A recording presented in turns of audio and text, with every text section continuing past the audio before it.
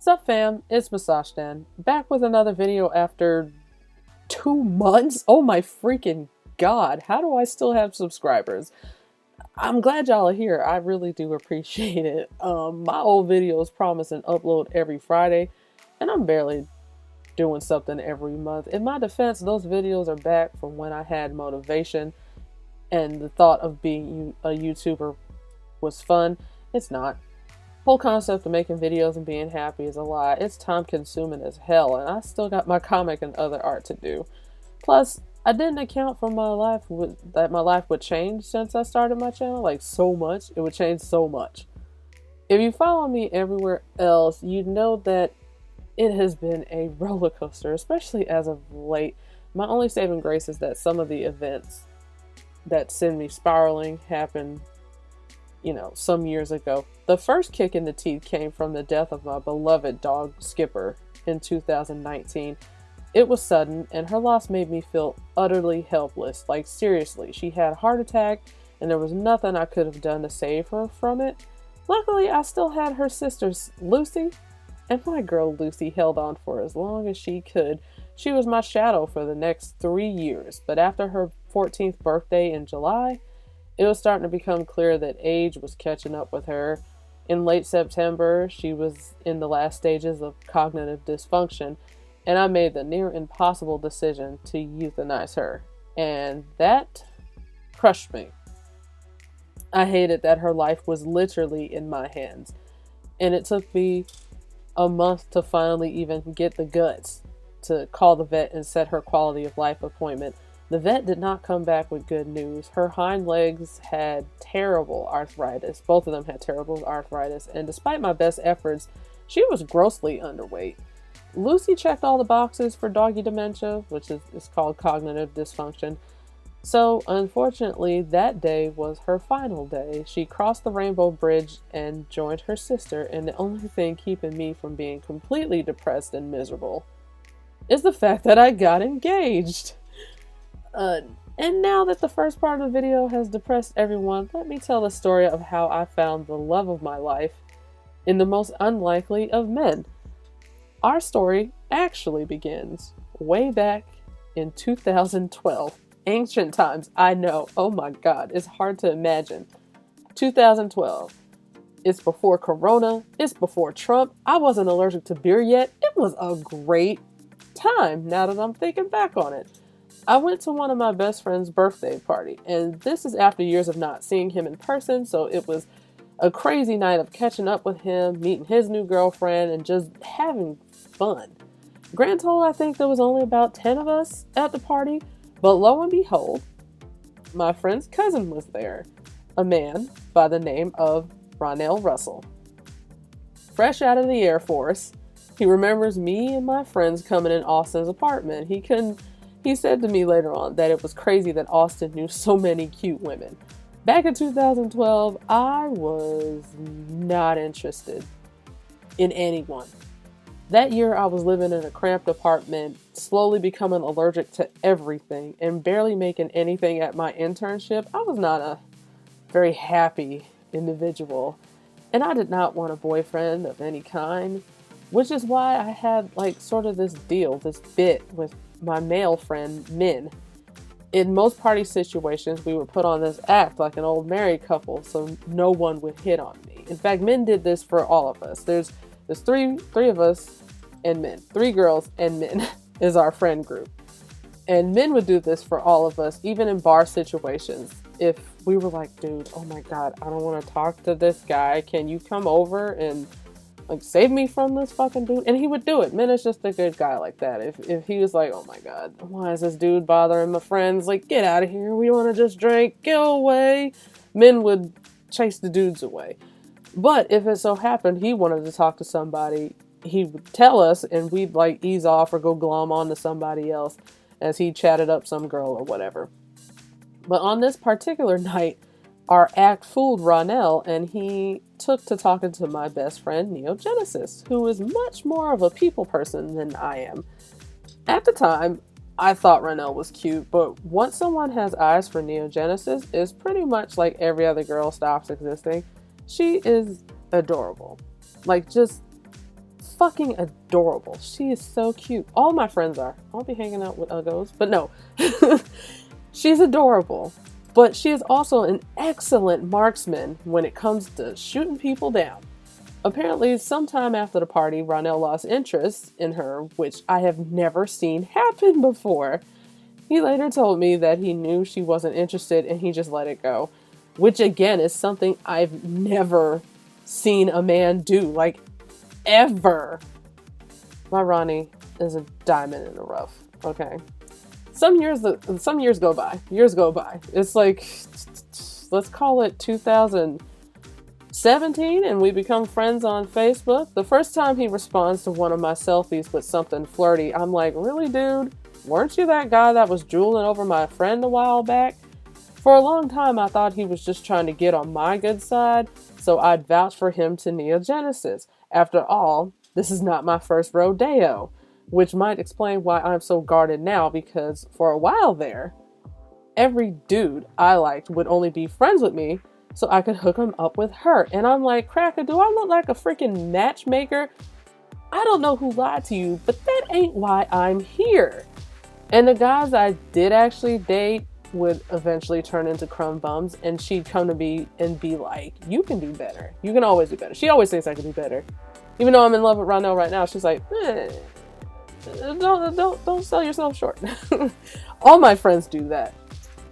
The amount of guys all of them have successfully kept from getting in my face or talking to me is actually very amazing. From jump, they're like, you are not good enough, be gone. They're oddly protective of me, but I like it. But Austin, or the friends whose birthday party I went to, who I've been friends with since middle school, would see his efforts to flirt with me and encouraged me to give him a chance. Like, he's vouching for him. He's his cousin. He grew up with this guy. It's like, give him a chance. Give him a chance. I think you'll like him. So in 2020 and 2020, I finally called his bluff. Call it being bored during quarantine. Call it being too ballsy. But I was like, fine. You want to see what it's like being with me? With me? Fine. But don't go crying back to Austin about how he hooked you up with some crazy bitch who thinks Prince controls the weather. By the way, I really do believe that. Prince died, ascended, and now he controls the weather. You could just deal with that. Anyway, we start talking over, house party. Because again, the plague was terrible, and this is November of 2020. So our first few dates were all virtual, which is such a cute story now that I think about it, because I live in a big house with my whole family, and I couldn't really risk getting the virus just to see him on a real date, like going out in public. Like, I was fully gripped in that fucking fear of, like, it spreads so easy, just don't go out. So I wasn't. But after the holidays in January 2021, we had our first real face-to-face date in his living room, because he pretty much is pretty much him and his cousin that were living at the house at the time. So he pretty much lived alone. So we have our date in his living room, and our date was pretty much us just watching King of the Hill reruns and eating kiku, which is Japanese food. It's expensive Japanese food. And that's when we made it official. We were now exclusively together as of January of 2021. And what a surprise it was to learn that he likes all the stupid things I do. And like not all my interests are stupid, but every joke I make, he gets the reference because he's seen the show and he knows what I'm talking about. And I'm like, oh, this is great. Like, oh my God, we have so much in common. And as it turns out, he is also the sweetest man in the world. And I know a lot of people say that. Nah. My fiance is actually the sweetest, most patient man in the world. Like, personality-wise, we are complete opposites. Like, just polar opposites. I get pissed off by everything. I am always complaining about anything. Like, the rain will hit me wrong and I'll be like, fucking rain. Or the sun will shine in my face. I'll be like, fucking sunlight. But nothing pisses him off. He is just so laid back and easygoing and just a sweetheart. And like, everything I ask him to do, he does. Like, he complains a little. He's like, you can totally do that yourself. But I'm like, please. And he does it. So yeah, very little upsets him like that. Like, he gets upset if I'm truly upset about something, he'll be like, "Oh, I'm upset for you. How dare they?" So yeah.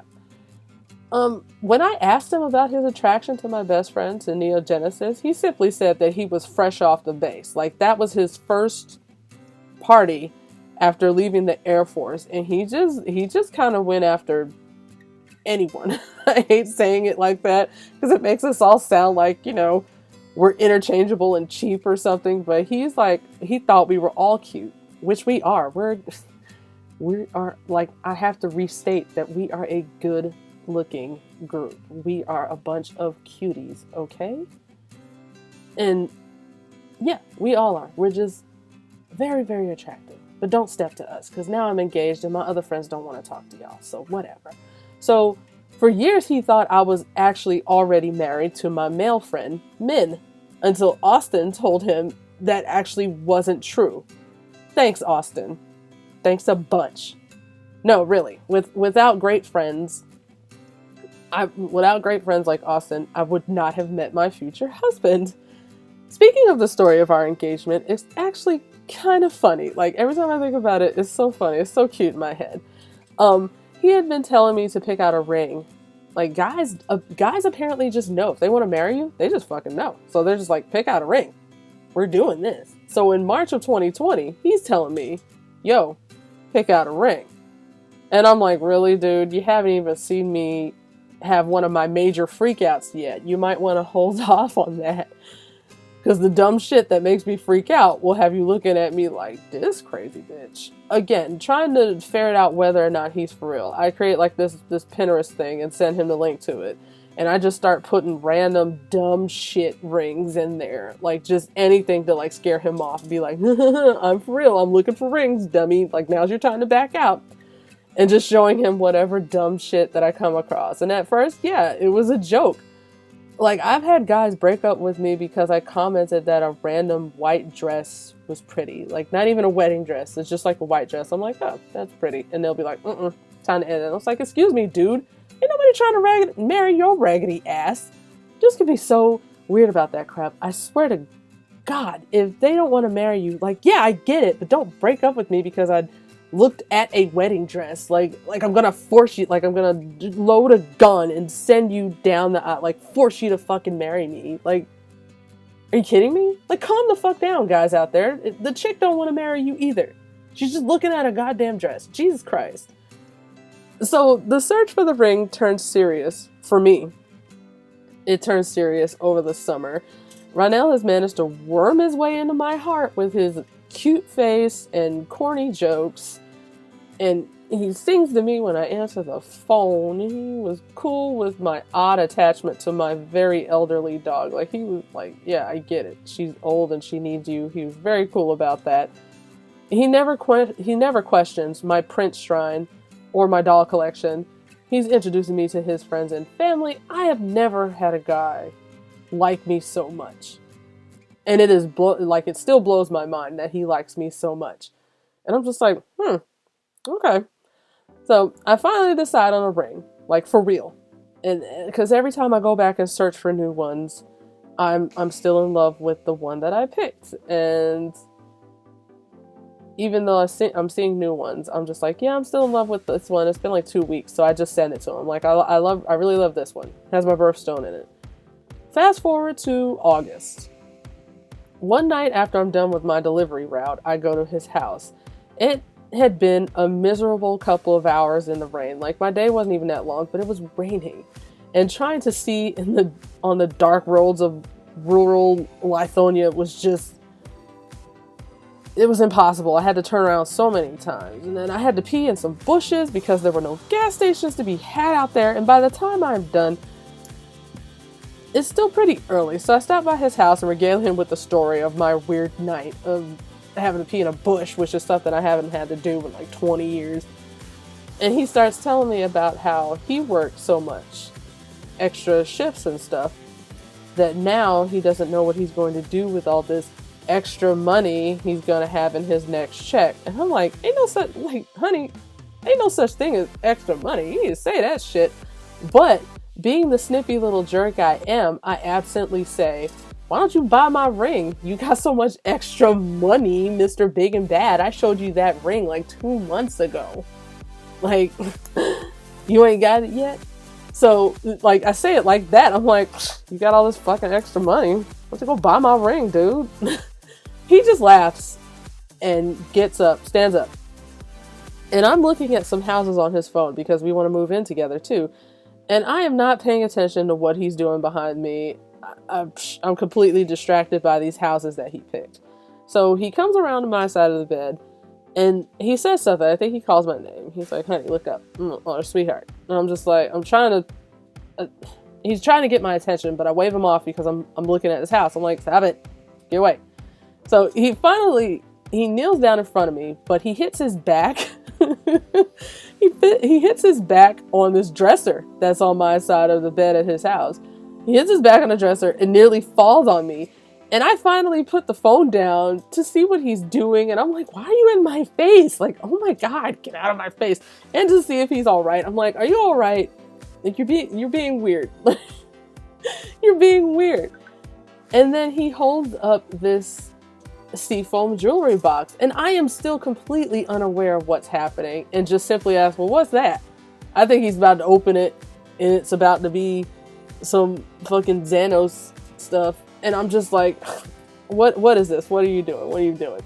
And he just opens it, and to my utter and complete shock is the ring that I picked out a few months ago. And he cannot even ask me. Like, he can't catch his breath to ask me because it's so ridiculous how he fell over and hit his back. And I'm in hysterics too. So he fell over trying to get down on one knee, and he's like all in my face. It's making us both laugh like idiots. And so after a few minutes, we pull ourselves together and he puts the ring on my finger, and I am in tears when I tell him it doesn't fit. I had lost weight in the time it took for the ring to arrive, and it's too big for my finger, but of course the answer is yes. And about a week later, we did another proposal in front of my family.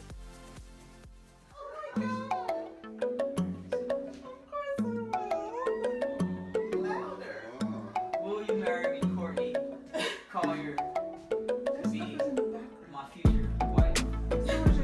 Of course. No. No. Close it up. No. Aww. Yay.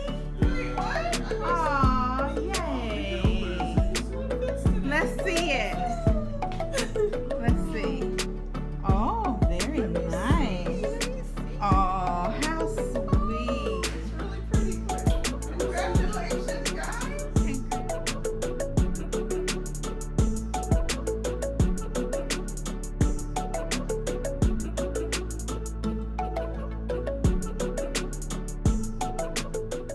That's it for this week's video. If you want to see the finished picture of what I was drawing, please follow me on Instagram, Twitter, DeviantArt, Twitter, and Wattpad, because I'm Musashden here, there, and everywhere.